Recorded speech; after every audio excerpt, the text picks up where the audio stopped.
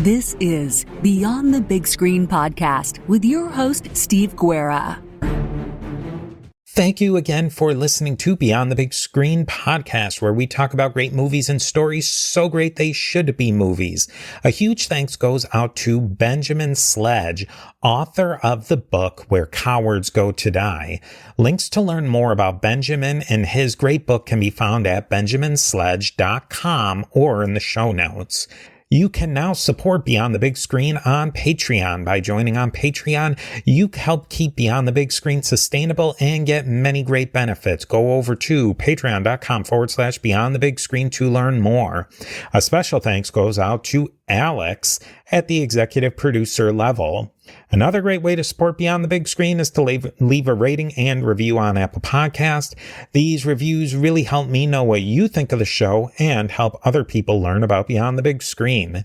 We are a member of the Parthenon Podcast Network, featuring great shows like Richard Lim's This American President. You can learn more about Beyond the Big Screen, how to contact me, the Parthenon Podcast Network, and support the show by going to our website, a2zhistorypage.com. I thank you for joining me again, Beyond the Big Screen.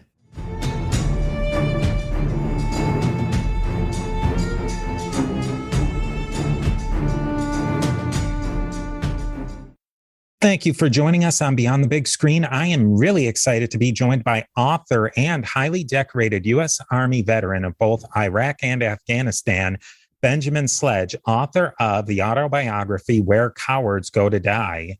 We are bound to talk about some topics that are a little more sensitive than we normally touch upon on Beyond the Big Screen. So you might want to screen this one before you let the kids listen. But then again, it's always your choice. Now, Benjamin, it's interesting speaking to you too, because I just finished your book yesterday and it's, I feel like I know you. It's really weird, but tell us a little bit of your background and why you decided to enlist in the U.S. Army when you did. Yeah. So this is a question that I often get when they're like, how, why military? You know, you have a family history. And it turns out we do. We have a very long family history in the service. My grandmother on my mom's side, my maternal grandmother, she's still alive. She's 96, part of the greatest generation. She has traced our lineage as far as military service back to a general that was under Napoleon. Oh, wow. So we go back pretty far. And then I know that we fought in the Civil War, both for like the Union and the Confederacy, probably had families fighting each other at some point. My great grandfather was in World War I. My grandfather was a paratrooper with the 82nd Airborne in World War II. And my other grandfather served, but stateside. And then my great uncle stormed the beaches in the Pacific. Both my uncles were enlisted in the Army during the Vietnam era. Skipped my dad because he tried to enlist, but he had asthma, so they disbarred him. And then my brother and I both enlisted. And really, the big reason that I did was, you know, it was kind of this thing that ran in the blood. That's the joke that we say. It runs in the blood. You look at Patton and his kids ended up serving. And the real motivator that kind of pushed me over the edge to enlist was I came from a lower middle class family. Both my parents were college educated, but you know, they didn't have savings. They were in debt. And so it was like, well, you're going to go to college. And I was like, okay, well, how do I do that? And they're like, well, you better figure it out. So it was enlist in the military, get your college paid for. And that's kind of how I ended up in the service, just history, family, and some sweet Uncle Sugar money. Now, when you enlisted in 99, that's kind of, there weren't a lot of wars going on at that point. Did you enlist expecting to, did you want to go to fight, or was it really just mainly something to do and get college paid for, something to put on the resume? Or was it, you know, because I mean, you're a young kid and I think everybody who joins the military has that idea of going to fight. Was that your idea? No. Honestly, when I joined, it was, 99 is Bill Clinton. So I served under 4 different presidencies, which is wild to think about, 2 Democrats, 2 Republicans. And the thing is it was like the movie Stripes back then, with Bill Murray. Everyone's like kind of goofing off. You somewhat take it serious, but you really don't. We had these things called bivouacs where we'd go out in the field, and really all you do is like camping, but in military uniforms. And everyone barbecues and drinks beer and hangs out. And so it was a very just kind of chill environment. I was like, man, I like this. I dig this. And then September 11th happened. And the reality is when I joined, I was like, and this is just how young, naive, and narcissistic I really was. I was like, because I got picked on a lot because I was a scrawny kid who loved the goth culture and metal and stuff like that. And I was like, women love a man in uniform. So that was a very stupid driving motivator for me. And then September 11th happened, and wow, it changed everything. That's something interesting. I talked to a veteran who served right after Vietnam, and he said that there was a really big change in the whole military culture, and you kind of saw that. What was the big change that happened in the culture of the military between that peacetime and then going into like full-blown wartime army? It's totally different environments, and we're seeing it happen again. I live on the footsteps of Fort Carson right here in Colorado Springs, Colorado, and it's totally different from when I was in. And I'm like, oh, it's a kinder, gentler army. And really, that's kind of what happens. Is peacetime and wartime military is a totally different environment. With war, it's you're training for war, you're preparing for war, you have your mindset on war, or you're going to war. And in peacetime, when I first joined, they were looking for stuff for us to do. It's like, oh, well, we have all these privates now who need to, so let's like have them cut the grass and do landscaping. And because you're not really preparing to fight, even though you are in some way, shape, or form. And so in the 80s, what you saw is kind of the rise of the Cold War, and you had Panama and Grenada.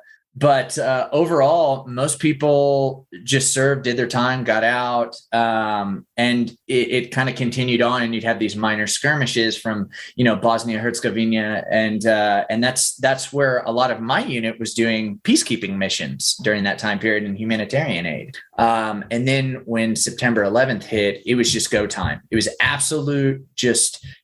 All the training doctrine completely changed. We had leftover tactics from the Vietnam era, as far as like how we were doing medical aid, even our weaponry, and it just got exponentially advanced. And then you went back into the same mindset as World War II and Vietnam. It was, we will train to fight. We will train you with the latest tactics and technology. And that was it. It was literally like, and I tell this story. I've told it to a few other places, and even written about it. It's not in my book, but literally when I was 28 years old, maybe close to 29, it was about a year home from Iraq, and I woke up on a Saturday morning.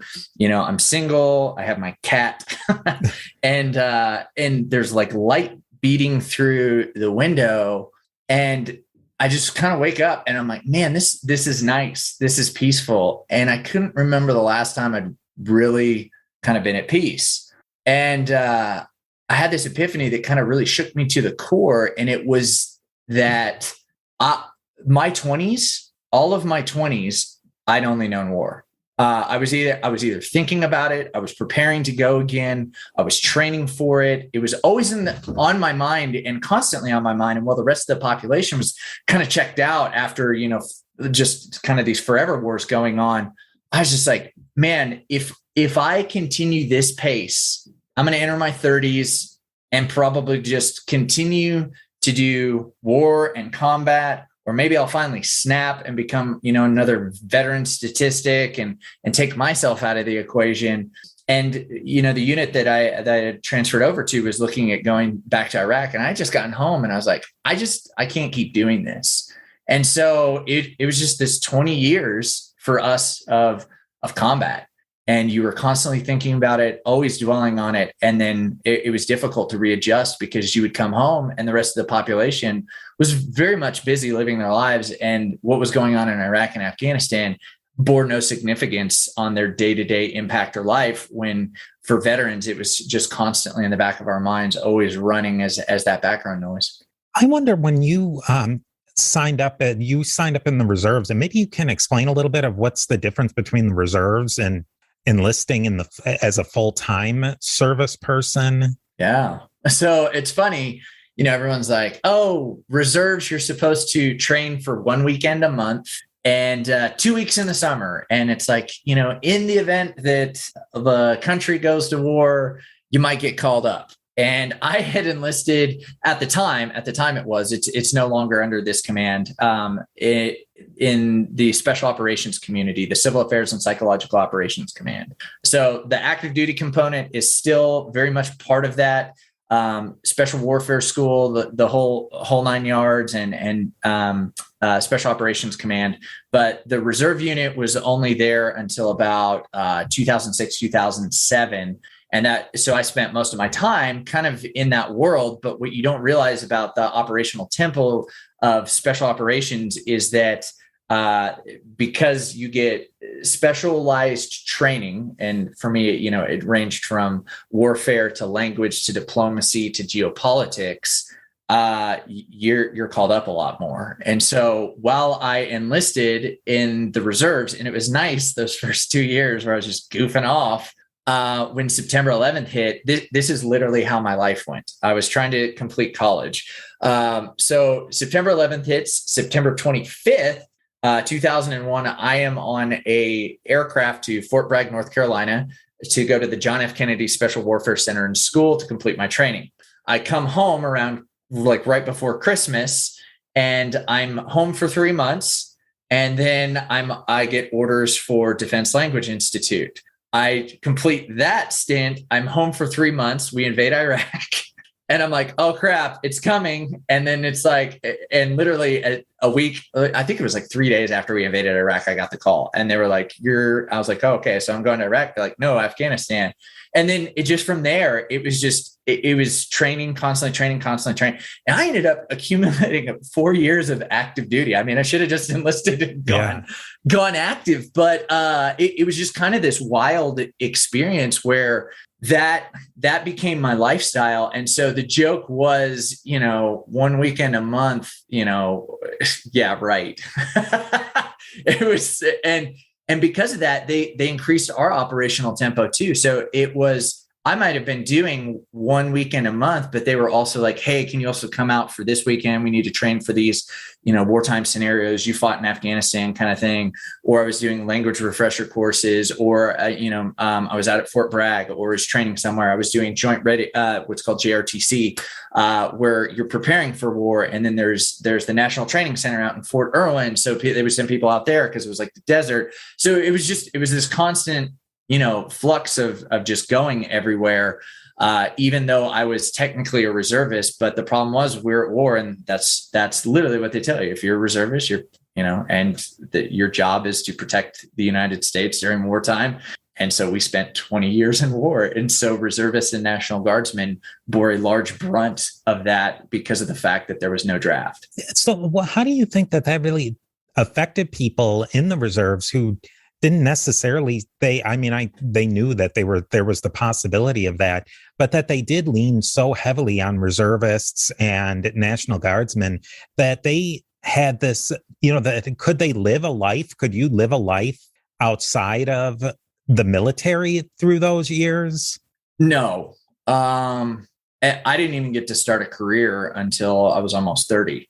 I was just doing piecemeal contract jobs that I could get through like recruiters, even after I graduated college, and really it just, nothing started for me. It was almost like kind of this failure to launch. And then even when I got home, and you list, hey, I'm an Army reservist, you can't prove this because it's illegal to discriminate against people based on military service. But even though I had a lot of experience based on like my military, and, people are like, oh, we want to hire. Well, they do now because we're not at war anymore. But back then it was difficult because, and I remember I got a job, and again, they started sending me places. There was one point where I was like gone for like 3 months for my job. And then I had to be gone like another like 2 months. And they're like, look, like, we love the military and we love you, but like, this isn't sustainable for us. And, we can't pay you during this time period. And so I'm making like peanuts going as a reservist, getting my reserve pay. So it's difficult for me because I'm living in a high cost of living environment in Austin, Texas. But what I make in being on active duty at that point is less than what I need to pay my bills. And so it became this real big conundrum in so many ways. And the other issue too is when you're active duty, you get to go back to your base, you're around the people that you are. When you come home, it's literally you're thrust back into that civilian life, and it's totally jarring experience. 1 minute you're overseas, the crowds are trying to kill you, and then the next minute you're home, and everyone's like talking about it's pumpkin spice latte season, it's the holidays, and you're like, oh my god, like what just happened? I don't, and there's just it feels totally overwhelming. And there's this fantastic scene in the movie The Hurt Locker. Kind of an absurd depiction of the Iraq war in some ways, but they just absolutely nail the ending where Jeremy Renner comes home and he's just staring dead-eyed into a grocery aisle at all the cereal choices. He's just paralyzed. And he's like, basically doesn't know which one to get. And I was like, oh man, I know what that feels like. And so he becomes kind of institutionalized and then just heads back to war. And really, that's what it was for a lot of us, a lot of reservists. We just started volunteering. We're like, this is such a jarring experience, and I'm good at this environment, and I know war, and it gave me a mission, sense of purpose and camaraderie that I didn't have in the civilian world or at my job. So I'm going to go again. And so there was just a ton of us who volunteered, who went on repeated back-to-back deployments, who, even though we're guardsmen and reservists, we're going 3-4 times overseas. And now, a brief word from our sponsors. In hindsight, what do you think? Could the government have done something, or the military, to make those transitions easier? Did you feel supported when you went back, or was it really just go back to your job, go back to the pumpkin spice life after these two jarring, like going from black to white? Did the military in any way help you with the gray zone? No, they tried, and they were like, they wanted you to take like mental health assessments, kind of all of that. Now, when you first got home during the early war effort, people were really excited, and they're like, oh, we're taking out terrorists. Look at all these people that went and fought. Yay. And then as the wars dragged on, I was like, nobody cared. But it had gone on too long. The people aren't waiting. I literally got home from Iraq, and I just show up at the airport, and nobody cares. Nobody says anything to me. There's no parades. There's nothing. And I'm just tired, exhausted. My uniform, sun bleached. You can tell I've been overseas. And, because even the woman, when I'm renting a car, she's like, where you back? Like, which place are you back from this time? And I was like, oh, Iraq this time, kind of thing. And it just kind of, it became very difficult for us to adjust, because I don't think the military knew how, and I don't think we knew how to adjust. And if you look at in times past, how our grandfathers, my grandfather, and everybody readjusted, they were around their buddies. Everybody knew about the war effort, like especially in World War II. They're playing it in every single movie theater. Everyone's family has somebody who's over there. 11% of the population is drafted at that point to go fight in Europe or the Pacific. And my grandfather, when the wars end, they spend months sailing back on ships to get back to the United States. And so they're talking with their buddy, they're talking about, what they've gone through. They have this time to decompress. But when you have literally you're overseas and then a flight home, all you want to do is get home at that point. And so you'll say whatever you want to say to just see your family and friends, because you're so tired of that experience anymore. So they're like, oh, are you having trouble sleeping? Do you have any nightmares? Any of that stuff? You're like, no. You just lie to them. And so what has ended up happening is you don't have that decompression time. And then there's also no civilian involvement like there were in times past. And I think we really saw that with the Vietnam era veterans who were spit on and ostracized. They just came home. They didn't talk about anything. They didn't decompress. And they're the largest demographic right now that is ending their lives by suicide because they're kind of reaching that later twilight years. They're retiring. And now they're finally have to think about the war. And within that, it's very difficult for them to kind of create programs that allow us to decompress. And instead, they should just kind of make it this mandatory thing where you begin with the expectation of, okay, these are the things that we're going to do to ensure that you guys come home and your family can visit out here, but you're not going home for like another, 3 months, sorry, kind of thing. And that's a bummer, but the flip side of the coin is obviously what we're doing currently just isn't working. So it can stay the same, or we can kind of change that and figure out a way to have community involvement once again with the civilian populace. And then also at the same time, allow these soldiers to decompress and process what they've been through overseas. One thing I wondered about is I overheard a old guy. He was the president of a local VFW complaining that the younger people aren't joining up to join the veterans of foreign wars and similar organizations. Do you think that sort of thing is would be helpful? But does it meet, you're a younger guy and you have to bring your kids to soccer practice and work, and you can't necessarily go hang out with the guys every night and drink in the VFW hall. But that would be a good way to kind of decompress and be around people who understand what you've gone through.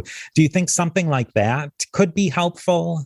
Yeah, I've had an idea for a real long time. So if you're, a venture capitalist looking to invest in something, you want to help veterans and do like nonprofit work, hit me up, take my idea, run with it. When you have the Iraq and Afghan Veterans of America, you have the VFWs. I'm a life member of the Military Order of the Purple Heart. And you have the American Legion, and I see them around here all the time, and I want to go get involved. But, as a guy with young kids and then trying, my career and everything, you just get busy. And a lot of the guys that are there and my grandfather, they would all spend their time there. Now we're getting older and some of us have kids that are leaving, and they're starting to kind of infiltrate, more of the VFWs, the legions, that area. And I think those are great places, but there's also kind of like this stigma attached to them, among veterans. And realistically, I think what we need is a place that isn't just necessarily for veterans, but also involves that community aspect. And so what I've wanted to do is like create a place or just overhaul the VFW and the Legion and have it be a place that's like the coolest place you could possibly go, to where, there's like bowling alleys and you have that, like these bands that want to come in and do special performances for veterans, and they can use it as a tax write-off. And then like even places like Tito's Vodka, they're like, oh, we want to donate, this amount of stuff. And so you have like these vendors and these food places, and then they pay their employees like really well. But here's the catch. So it's a super cool environment, ton of fun stuff to do. It's a place where everybody wants to go, and everything is dirt cheap because it's all donated, right? The deal would be, if you're a veteran, you can always bring 2 of your friends that aren't. And then all of a sudden, these veterans are starting to meet with other veterans, and then these civilians are getting to hear their stories. It's this cool environment, and especially with the way that inflation's going, everyone's like, oh, thank God it's $9 beer night. Well, what if you're going to a place that has great food, great cocktails for like, dirt cheap? Everybody's going to want to go to that place. And then you're like, oh man, I'm getting to go to the, whatever that we decide to call it. And you have community involvement. You have citizens who begin to hear the stories of the veterans. The veterans don't feel alone. And then all of a sudden, it builds this community camaraderie. It becomes this hot spot where everybody wants to be a part of. And then veterans kind of get that recognition that they deserve. And also at the same time, not just from a thankful nonprofits and donors, but also from the civilian population, because they're wanting to come along as well. Well, that's an interesting proposition. Yeah. So hit me up. Yeah. We'll make it work. When you were in the wars you were in both Afghanistan and Iraq, and through a pretty wide swath of time, how did the vibe, you might say, change of going to these places where you're initially going there and it's a very, we're killing the terrorists. But then as time goes on, I think people in the US were kind of not really understanding why we're there. Did that at all impact what was going on when you were actually over there fighting? Yeah. So, I mean, this is really interesting. I think it's interesting for most of us. Like you look at the story of Pat Tillman, the NFL player turned Ranger who sadly died by friendly fire in Afghanistan. And he had joined after September 11th because of what had happened that day. And many of us did. And we, as a nation, we were very angry about that. We wanted to put an end to the kind of this radical ideology that said, just because these people live in this certain area and like democracy, we want to kill them. And that's an oversimplification. There's so much more as far as like politics and everything and history that goes into that ideology. But that said, when those of us who were there and signed up initially, it was like, okay, this is what we're doing. We're going to safeguard ourselves. We're going to put an end to these guys that plan these attacks and show them you messed around. And we really accomplished that within the first 6 months of the war effort in Afghanistan. And then if you look at like the Pentagon the Afghanistan papers that came out, where they extensively reviewed for 20 years, we literally had no idea what we were doing. We had no clear goals. We didn't know how to stabilize the country. And we just continued to put, lipstick on the pig of war. It was like, so I remember the war effort when I was there kind of started to change where like the DEA got involved and they're like, oh, we got to shut down the Silk Road and these poppy fields. So then it became about like the war on drugs. And then I remember reading a couple of reports that were released in the news about like all these minerals and commodities and how Afghanistan was this mineral wealth place. So they tried, selling it as that. And then, basically protecting the Afghan people, providing stability. I mean, we continually justified it in a million different ways. And then we did the same thing, like with Iraq, originally it was like weapons of mass destruction. And that wasn't the case. Most of that was like in Syria and it was chemical weapons that were being used. It wasn't, what we think of as far as everything. And really what we were doing was it was interesting. I was with a guy who was in British intelligence at one point later in my life, and he was talking about how they were drawing up invasion plans into Iran. And I think America, what we wanted to do was kind of create this like kind of linchpin pincher move between Afghanistan and with Iran being kind of the trouble spot. And so we had Iraq there and we go, okay, we can control from both of these sides. And it became about more of our foreign policy and safeguarding America. And everyone was like, oh, it's for oil. And really it wasn't. It was just about our foreign policy and keeping our enemies fighting each other, which we effectively did. We had the Sunnis and Shias just absolutely murder each other. We had the Arab Spring happen. We completely destabilized the Middle East and caused infighting there and kept our enemies on, overseas and sending our troops over there to fight there as opposed to, something happening on American soil, emotions get flooded again. Everybody wants to blow up the world. It leads to World War. Who knows? This is all speculation and conjecture. But the reality of the situation was from like a geopolitical standpoint, and then just also a foreign policy standpoint. We went into Iraq to just kind of do that, and then we sold it in a myriad of different ways. And when Al Qaeda and ISIS and the insurgency formed. It kind of became this new kind of calling. It was like, okay, forget the WMDs. This is about fighting terrorism again. And that's really where we kind of came to. And then again, we had no clear goal while we were in Iraq. It was like, well, we're going to turn it into something of a democracy with, Sharia law involved and respect their cultures, and just kind of tossed it off to them. And that didn't really work either, because in 2015, ISIL and ISIS just took over the country. And then you started having all the crazy beheadings up in the Kurdistan areas and just insanity. So that's really kind of what it boiled down to, just within our own inability to figure out what the heck we were doing throughout these 20 years. And then when, August 2021 happens, we just tuck-tailed. It was the biggest debacle. I mean, it was just, And granted, like the Biden administration totally botched it. Now, you can't blame them fully because we had 4 different presidents who could figure it out, who totally bungled it too. And so it was just an international embarrassment when it all kind of went down. And now we just kind of look at it as a modern day Vietnam, where the photos were almost identical of the helicopter landing on the embassy roof. The situation's the same, the pullout.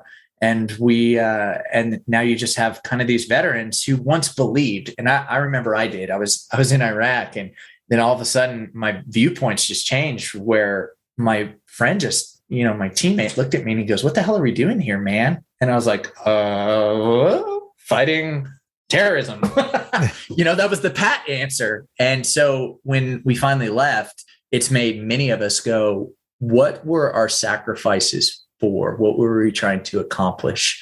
And it's become a very difficult question that many of us are wrestling through. That was one of the things that it really made me think reading your book, which was, it was very well written and extremely enjoyable, but also really difficult to read too. Everyone has said that. They're like, this book is difficult to read.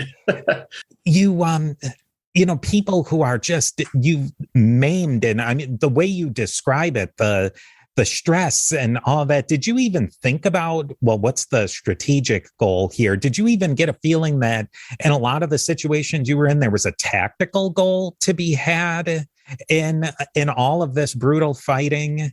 Yeah, from a tactical perspective, yes, especially like when we got to Ramadi, Iraq during the surge from 2006 to 2007. Insurgents just had flooded that place and turned it into an urban hell. And as I tell people, based on the sit reps and everything that we were getting and the daily briefings, and then just the statistics, because we compiled all that data while we were there, Ramadi, Iraq accounted for half of all deaths for the United States Marine Corps from years 2006 to 2007. And then it accounted for half of all daily attacks that were happening in the country of Iraq. So imagine that. You have Baghdad, you've got Basra, you've got the Triangle of Death, you've got, Mosul and Taji, like tons of places where we're set up.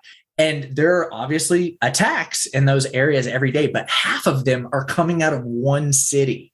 Which is insane to think about. And so we nicknamed it the meat grinder.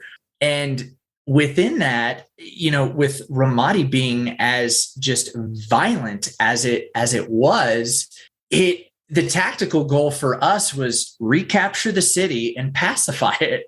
So I always felt like we kind of had this like clear goal on day to day, on the ground level. But the view at 30,000 feet was like so ambiguous. It was like, I don't know, whatever. What are we doing here in Iraq? We don't know. Well, are there insurgents we got to fight right now? Yes. Okay, well, let's focus on that goal. And so really, we had a mission, a purpose, a direction. And so it's very simplistic in those respects, and made you feel that camaraderie, the brotherhood, the sisterhood that you went through people in combat with, because there was a clear objective and a clear goal.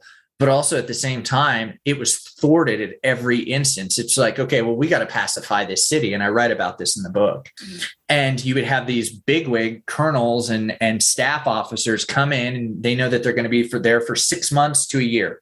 Marines, 6 months, maybe, and then the Army is like a year, 15 months. And they realize I'm not really sure I'm going to be able to stabilize this environment in the time allotted to me. And they should have worked toward progress, but they didn't want to. They wanted to advance their careers. So we got like inane requests. It's like, build another soccer field because Iraqis love soccer. And I'm like, we are wasting taxpayer dollars on frivolous shenanigans. And so we would get in fights all the time with the command staff from the 3rd Infantry Division while we're in Ramadi about, fraud, waste, and abuse. And we would throw that around often just to get them off our back, just because of the fact that we were like water, power, sewage, electricity. If you go into if the Chinese government invaded the United States and wrecked our infrastructure, of course you're going to have an insurgency on your hands. Like suddenly you don't have all of your creature comforts. Forget it. Everybody's grabbing their guns. They're going to create IEDs in the street. They're going to be pissed. Plus it's 140 degrees outside and your blood's boiling. Yeah, you're going to shoot at this occupying force. And so what we said and what we discovered was, our hypothesis analysis was correct. The minute we started restoring 18 hours of consistent electricity, the sanitation systems got fixed and everything started working around, the shooting stopped. Surprise. But instead, it was about people getting awards and career promotions and dumb stuff. And it should have been taken care of people. You talk and wrote a lot about the kind of the dumb stuff in between the staff officers and the combat troops and the PowerPoints. Can you maybe shed some light on that whole culture in the military of PowerPoints and presentations and that whole thing? Because it seems very divorced from your experience. Yeah, there's a joke that I like to use about meetings and like PowerPoint meetings. And it's none of us is as dumb as all of us. I have that poster. Yeah, it's great. And it's true because everybody sits around and it kind of becomes, a power trip in some ways. And the culture of the military is if there isn't work, they'll create work just out of thin air, which is kind of silly. Because I would say, give people time off, let them relax. And then when it's time to work hard, have them work hard. And instead, again, the whole staff officer thing, and there were great staff officers, don't get me wrong. Like there were people who really cared about what was going on. Sadly, a few of them got killed while we were there and their efforts got thwarted because of the fact that they died. But for other people, it became about, how can I get ahead in life? How can I advance this career? And really the way that the military works is the more senior you get, the less removed from combat you become. That's why you don't have generals winning Medal of Honors on the battlefield. It just doesn't exist. It's because most of the time they're in briefings. By that point, they're, basically politicians. And then so the higher up you get, kind of like major and above, and then, even at like E8, your sergeant or your first sergeants and stuff. Many times it can become, I sit on base, I observe troop movements, and I have this high level view as far as tactics and everything. And so they're constantly needing this source of information and flow. And so PowerPoint became the way to like disseminate that information and brief them on what was going on. And it became its own animal that just got out of control. And especially when you didn't have a clear objective and goal from 30,000 feet. People, they just made inane briefings about nothing. Like if you've ever seen, and you should look this up, there was an insane PowerPoint slide about like the war in Afghanistan, and it's just lines everywhere. It just looks like a toddler took a scribble and put it all over a paper, and somehow they were supposed to decipher that. And that's what it becomes. It becomes about people in staff positions. And so when you're removed from the troops on the ground, or you don't have commanders that listen to the troops on the ground who actively know what's going on, it can create this very divisive environment. And that's somewhat of the travesty of it. But there are people who understand, and there are those staff officers who will go out. General James Mattis was known for actually going out during some of the big siege areas. And I think the more that they are able to do that, and the more that they listen to the kind of, captains and lieutenants and sergeants on the ground, then you're going to have a better cohesive picture. But a lot of it, just military culture becomes about, we call them staff pukes. They sit in an air conditioned building for their entire tour. They never see combat. And then they're given awards that guys who are lower enlisted, who are bleeding, watching their friends die, will never see. And that becomes kind of that point of contention between, those who fight and then those who kind of regulate. And now, a brief word from our sponsors. Why was that? Didn't somebody see that there's a problem where the actual people who are fighting aren't getting these awards, but people who are didn't somebody see that that was going to be a point of contention at some point? Man, so ask anybody who fought overseas or from Vietnam on.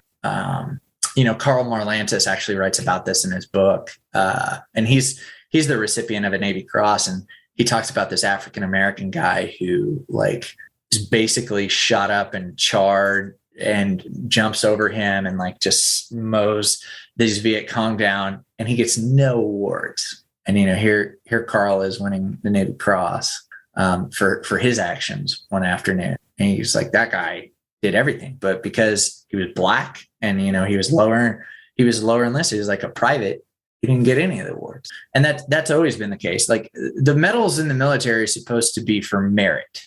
It's based on your actions. It's not true. Everyone in the military knows, from the Marines to the Air Force, the Navy to the Army, we know that awards are based on rank and who you know.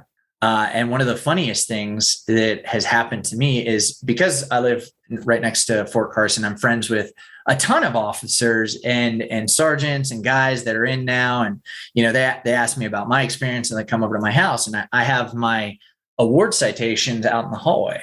And my buddy, he's a Black Hawk pilot. He's a captain. And he's like, one day he said, I feel guilty having the same award that you do. We both have an Army Commendation Medal. And I was like, why is that? He said, I got that for doing my job.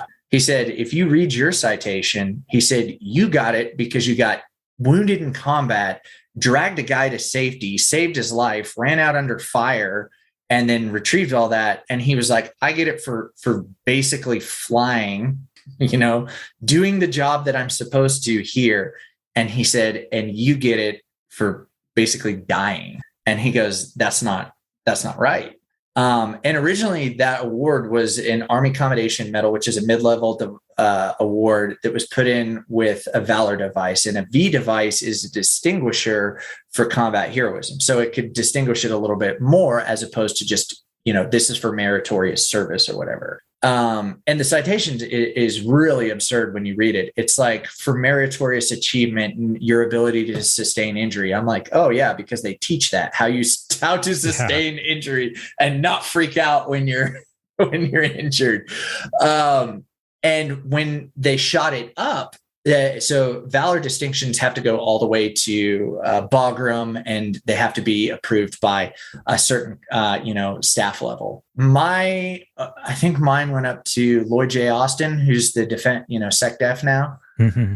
And he signed away on my Purple Heart because that was there was nothing you could do about it. It's like, here's the medical records, here's the whole deal. I mean, that was obvious, but they downgraded my award to just an Army Commendation Medal because they said you got hit by a rocket, and that's indirect fire as opposed to direct fire. Jeez. And so it had the support of a colonel who was there when it happened, who led the 10th Mountain Division in the area we were at. So support of a lieutenant colonel, our commander, my team sergeant, and then eyewitness accounts, and they downgraded it.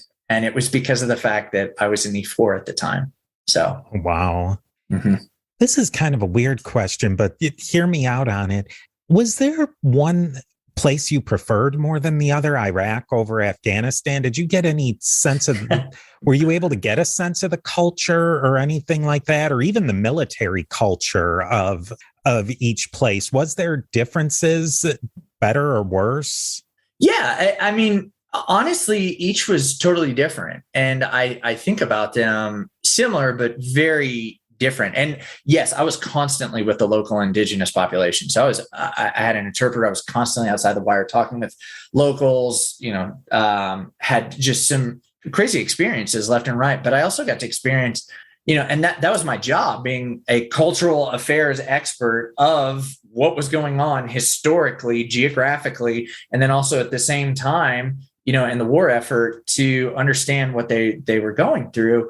And so I spent a lot of time talking to locals, making friends, participating in the culture. And that was some of the hard things. Like there were really beautiful things in both. Like I would say my favorite food was by far the Afghan food out of the two places. And the best chicken I've ever had in my entire life was in Afghanistan, on just like out in the middle of nowhere, where this farmer just created this like blackened chicken for us, and we paid him, and it was incredible. And to this day, I still think about it. I'm like, God, I wish I had who that dude was and could get that recipe. And I was always eating, like when I would go out in the villages and stuff, I was eating like their goat wraps and with the naan bread and everything. So I very fondly remember the food in Afghanistan. The best eggs I ever had were in Iraq, but Iraq food was just kind of whatever. And, the hospitality was way different in Afghanistan, where even if they hated you, they just always invited you in for tea. Whereas like in Iraq, if they just hated you, they just hated you. And, one environment was like being set in the 1500s, Afghanistan, and then Iraq feels like it had stopped in like the 1970s. So both environments had their own little bits of beauty, the people, the customs, the cultures that were very fantastic and to become a part of. And then also like learning things that were extremely grotesque. Like one of the things that continually, haunts me to this day that many of us have endured was the practice in Afghanistan called bakhtabazi. And it's basically a cultural practice where older men have sexual relations, usually just it's rape, with young boys. So then, and we asked repeatedly, we're like, why is this the case? Like, why do you guys do this? And one of the village elders said, women are for procreation and little boys are for pleasure. And I mean, it just kind of, when you hear stuff like that, and then there was this instance, and you read it in the book about where we kind of witness it, but the US government says this is their culture, you will not interfere. And I go, this is a human rights violation. This is the code of ethics in the war, but all the guys who did anything about it, they got sent home. They got disciplined. There's a New York Times article about it, about how this special forces guy witnessed it and just beat the crap out of this warlord, basically, who had a young boy chained to his bed. And so you come home and you have to deal with the fact that you turned a blind eye to human suffering because of the fact that, the military could have ruined your life and career, even though you were trying to do the right thing. And so there were just different aspects of that where I got to see the beauty of the cultures and also the atrocities as well. So one wasn't necessarily better or worse, because in both of them, I was fighting to stay alive. I would say I was scared more often in Afghanistan because of the repeated shelling that we had. And you just never knew where it was going to land. Like bullets are clean and surgical, and you know where they're typically coming from. Even when you're ambushed, you'll get your bearings really quickly. With rockets and mortars and incoming artillery, you just don't know. And you don't know where the shrapnel is going to fly, if it's going to tear you to shred, this is limb from limb, and your chances of surviving are going to be a lot less, as opposed to like if you get popped with a bullet in the shoulder, there's a better chance of survival. And so by the time that I had been through Afghanistan and made it over to Ramadi, even though it was extra hyper violent and everything, I was like, well, at least they're just shooting at us.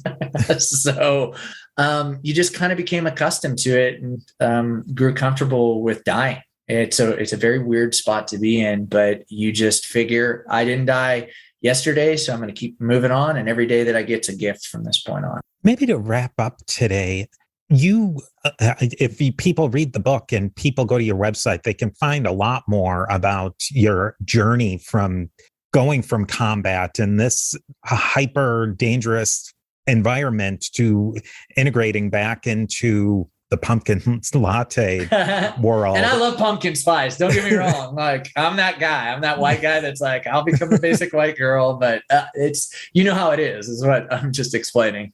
But you're going from like completely, and I think like the way you explained it, there's an endorphin to it that you're constantly on the edge, and then you have to go to a world where you're not constantly on the edge.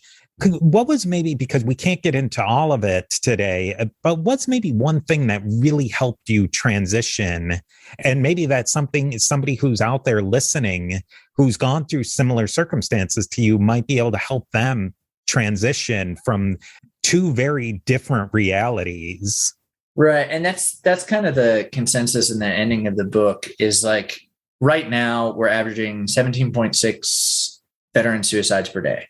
And we're checking ourselves out because of the fact that what we endured and the environments that we were in gave us a profound sense of meaning and purpose, direction, camaraderie. And then we come back to that environment and we don't feel that from our bosses. We don't feel it from our coworkers. Everybody's trampling, to get ahead. The world's way more divided ever than before.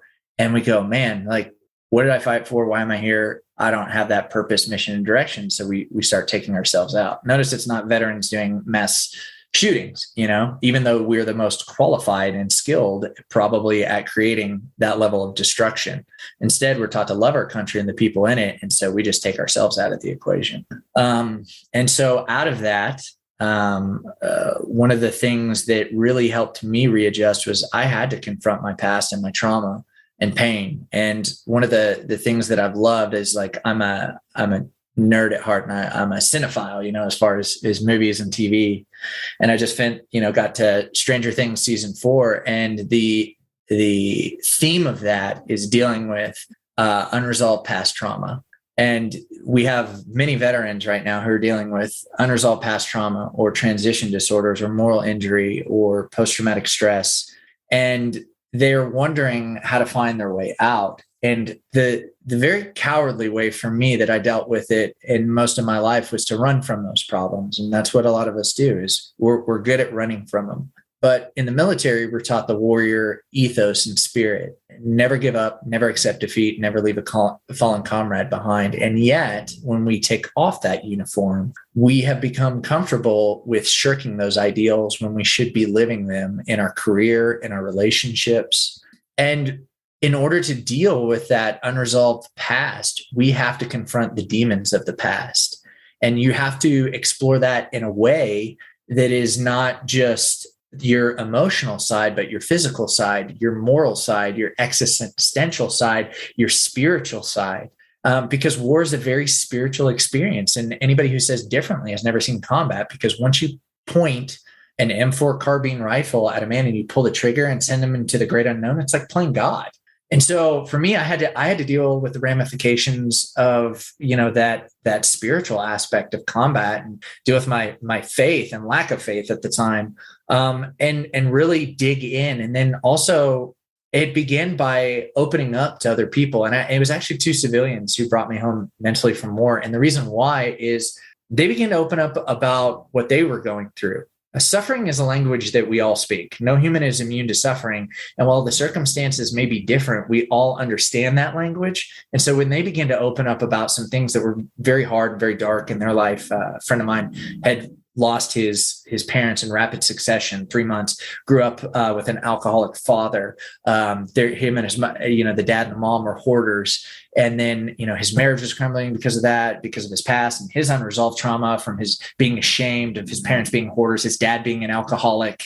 And it really, for him, forced him to get into counseling. And when he opened up about that, and at the time I was like, counseling is for wieners, because of like the military side of me. And now, I do counseling. I've done EMDR. I have my certifications in crisis response, trauma care, and suicide prevention.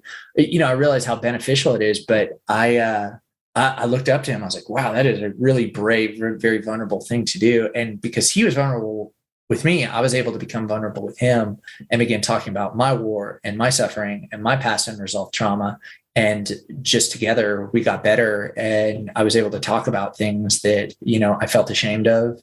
And he and another friend ensured that I came home mentally from war. And so I would say, reach out to the people that are trying to understand and that are opening up about their lives, and just slowly and incrementally let them in, and then confront the cowardice in the heart, because the cowardice says I'm just going to check out of this world. I'm going to drug myself to death, either with drugs and alcohol or prescription drugs, to where I'm on another planet, which is like what the VA is doing.